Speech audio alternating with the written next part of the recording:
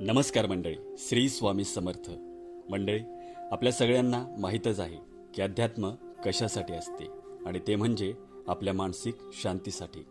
परंतु याच्या व्यतिरिक्त सुद्धा अध्यात्माचे 5 असे फायदे आहेत जे आपण जाणून घेतले पाहिजेत. मंडळी, त्यासाठी व्हिडिओ शेवटपर्यंत बघा. नंबर 1, अध्यात्मामुळे संकटांना सामोरं जाण्याची ताकद मिळते, ज्यामुळे दुःख आणि अडचणींमध्येही आपलं मन खंबीर राहतं. नंबर 2, अध्यात्मामुळे नातेसंबंध सुधारतात. आपल्यामध्ये संयम आणि समजूतदारपणा वाढतो.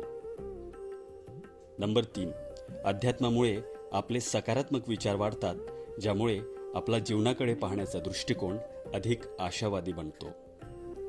नंबर 4, अध्यात्मामुळे आपल्या अंतर्मनातील शक्ती जागृत होते, ज्यामुळे स्वतःच्या सामर्थ्याची आणि क्षमतेची आपल्याला जाणीव होते.